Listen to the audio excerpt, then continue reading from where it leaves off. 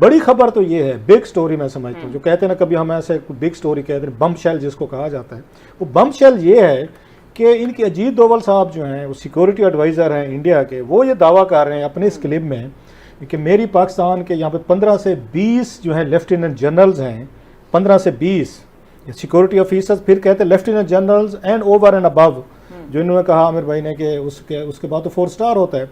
तो मेरी उनसे कोई 12 महीनों के दौर में, मतलब 1 साल के मुख्तलिफ पीरियड में मेरी मुलाकातें हुई हैं कि 15 से 20 लेफ्टिनेंट जनरल पाकिस्तान आर्मी के मिलते रहे हैं। कि मैं पाकिस्तान आर्मी के लेफ्टिनेंट जनरल लेवल के कई सिक्योरिटी ऑफिसर्स वगैरह को मुख्तलिफ जगहों पे उनसे मैं मिल चुका हूँ। उनको पता है लोग चीटर हैं, उनको पता है धोखेबाज धोखेधही करने वाले लोग भी उनकी करेंसी को इस्तेमाल करें। डॉलर दिखाओ भाईजान, डॉलर इनको डॉलर दिखाओ, इनका मूड बने। इनको क्या दिखा रहे हो, ये हल्के नोट है अभी। जिसमें उन्होंने कहा है कि जनाब ये पाकिस्तान को हम बड़े ही सालों से 20-40 साल से इग्नोर कर रहे हैं, अब टाइम आ गया इनको टकरने का और इनका लेसन बनाने का। जय हिंद दोस्तों, a very warm welcome to Hindustan special channel. जैसा कि दोस्तों आपने क्लिप में देखा, भारतीय national security adviser Ajit Doval के बयान से पूरे पाकिस्तान में हड़कंप मचा हुआ है। वैसे ही पूरे पाकिस्तान की भारतीय नेशनल सिक्योरिटी एडवाइजर के नाम से ही पतलून गीली हो जाती है।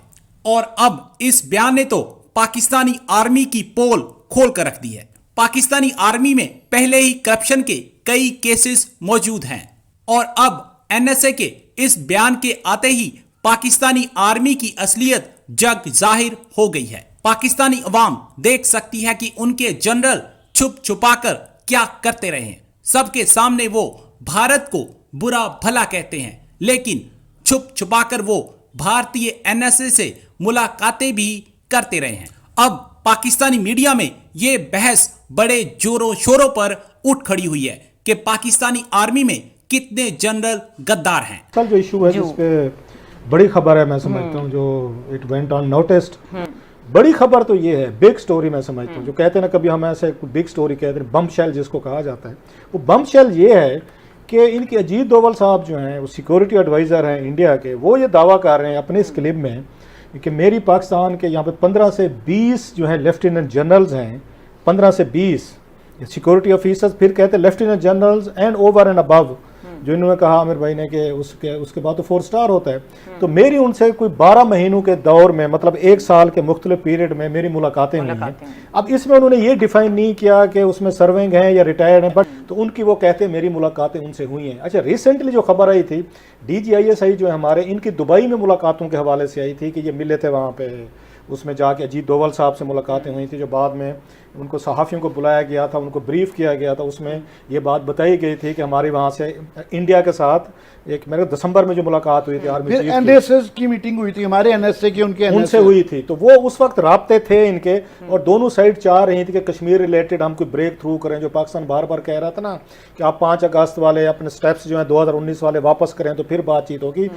सो माहौल उस वक्त सेट हो रहा था। अच्छा। अब इस बैकग्राउंड में ये चीज़ सामने आनी अजीत डोभाल की कि मेरी उनसे मुलाकातें हुई हैं जो पाकिस्तान की तरफ से कभी अनाउंस नहीं की गई, और अगर मुलाकातें हमारे लेफ्टिनेंट जनरल्स ने की हैं तो definitely GHQ might be on board, वो ऑन बोर्ड होंगे। So it's a big story, जैसे मैं कह रहा हूँ ये इस पे कि ये कहना कि अजीत डोभाल से मुलाकातें हुई हैं, क्योंकि नवाज शरीफ पे ये इल्ज़ाम लगे थे, जो सारा एक नैरेटिव हम सब ने बनाया था। सो अगर पाकिस्तानी सियासतदान मिलते भी हैं तो उनका एक बहुत बड़ा एक इशू बनता है, बहुत बड़ी स्टोरी बनती है, ताने मिलते हैं उनको, वो चाहे बेनज़ीर भुट्टो हो, चाहे नवाज शरीफ हो, और कल को इमरान खान साहब को भी मिलेंगे इनकी बारी के आने पे कुछ चीज़ें हैं। लेकिन ये अब पता चलता है, जो मैं बार बार रिपीट कर रहा हूँ, इस पे देखते हैं कि ISPR इस पे क्या अपना रिएक्शन देता है, GHQ इस पे क्या रिएक्शन देता है। नॉलेज में है कि ये 15 डीब्रीफिंग हुई है कि 15-20 के दरमियान लेफ्टिनेंट जनरल बहुत बड़ा नंबर है, इट्स अ बिग नंबर कि पाकिस्तान के 15-20 lieutenant generals, again we are assuming, उसने तो नहीं कहा, लेकिन एक अंडरस्टैंडेबल सी बात है कि रिटायर्ड लोग भी से कहाँ मुलाकातें हुई हैं, दुबई में हुई हैं, उसके बाद अब लंदन में हुई हैं, अमेरिका में हुई हैं, सिंगापुर में हुई हैं, हांगकांग हुई हैं, कोलंबो में हुई हैं, अक्सर वहाँ भी होती हैं, सुना है हमारे एनएसए की मुलाकात शायद वहाँ पे हुई थी। सो दैट्स अ वेरी एक बिग स्टोरी है। एक तो उन्होंने जो ये इंकशाफ किया है, ये क्रास साहब ने मुझे ज़्यादा तवज्जो के तब्दूल किया है कि बाकी तो ठीक है जो वो गलत साबित हुए हैं, मगर ये जो इंकशाफ उन्होंने किया है कि 12 उन्होंने कहा जी कम से कम 15 पाकिस्तान के लेफ्टिनेंट जनरल, 15 से 20 लेफ्टिनेंट जनरल एंड अबव उसके सिर्फ 4 स्टार जनरल होता है जो कि जॉइंट चीफ ऑफ स्टाफ होता है या फिर आर्मी चीफ होता है। तो मौजूदा आर्मी चीफ तो नहीं मिले, उसकी खबर तो खैर बहुत आ जानी थी सामने, साबिक आर्मी चीफ हो सकते हैं कि 15 से 20 लेफ्टिनेंट जनरल पाकिस्तान आर्मी के मिलते रहे हैं। तो एक तो ये पता चलता है कि बहुत ज़्यादा राब्ते बैक चैनल पे बहुत ज़्यादा रहते हैं, हेयर एंड देयर, पता नहीं कहाँ कहाँ कि हुए हैं, हमें नहीं इसकी उन्होंने वाज़ेह नहीं किया। जॉन बोल्टन साहब जो हैं उनको बाद में निकाल दिया गया था, उन्होंने बहुत ही एक खौफनाक किस्म का आर्टिकल वाशिंगटन पोस्ट में लिखा है जिसमें उन्होंने कहा है कि जनाब ये पाकिस्तान को हम बड़े ही सालों से 20-40 साल से इग्नोर कर रहे हैं। हमने इनको न्यूक्लियर कंट्री भी बनने दिया, हमने इनको जो है ना ये भी अलाउ किया कि अफ़गानिस्तान में ये जो हम हारे हैं वो भी इनकी वजह से है, और ये दहशत गर्दी को भी पनपते हैं। अब टाइम आ गया इनको टकरने का और इनका लेसन बनाने का और सबक हासिल करने का। बहुत ज़्यादा उसके अंदर जो है ना पाकिस्तान के लिए वार्निंग्स हैं। उसमें उन्होंने कहा कि मैं पाकिस्तान आर्मी के लेफ्टिनेंट जनरल लेवल के कई सिक्योरिटी ऑफिसर्स वगैरह को मुख्तलिफ जगहों पे मुख्तलिफ कॉन्फ्रेंसेस होंगी, कहीं जहाँ कहीं इन्होंने भी अटेंड की, उन्होंने भी की, उनसे मैं मिल चुका हूँ। और आपके नोट के ऊपर ये लिखा हुआ होता है, देखिए गौर से पढ़ें, लिखा हुआ जगह जगह पर लिखा हुआ है। कभी कहीं लिखा हुआ है हमले आज़ा को अदा कर दें, कहीं पे लिखा हुआ है कि ये देखें वो देखें गोले में जो लिखा हुआ है ना, गौर से पढ़ें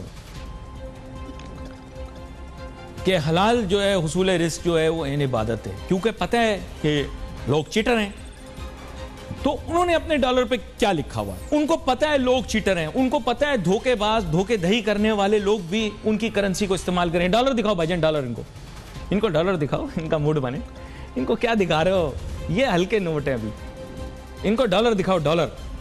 डॉलरों को जब आप देखेंगे ना तो उनका मैजिक आप चेक करें। डॉलर के ऊपर बड़े क्लियर अल्फाज लिखे हुए हैं, इन गॉड वी ट्रस्ट। ठीक है, इन गॉड्स नहीं, खुदाओं पे नहीं, एक खुदा पे, इन गॉड वी ट्रस्ट। ये कौन है? वो मुल्क जिसको आप कहते हैं कि ये लोग लादीनियत की तरफ राग़िब हैं, इनके कोई उसूल नहीं है, ये फलां है। लेकिन यकीन करें अगर आयशा अकरम लिंकन मॉन्यूमेंट पे चली जाए, भले नाचे गाए, लोगों को फ्लाइंग किस भी दे, लोग यकीन करो उसको हाथ तक नहीं लगाए। मैं एक दफ़ा बरतानिया गया तो क्या देखता हूँ, शॉपिंग मॉल में दाखिल हुआ। जब मैं दाखिल हुआ तो मैं देखूँ कि मेरे आगे जो खातून खड़ी हुई हैं उन्होंने स्विमिंग सूट पहना हुआ।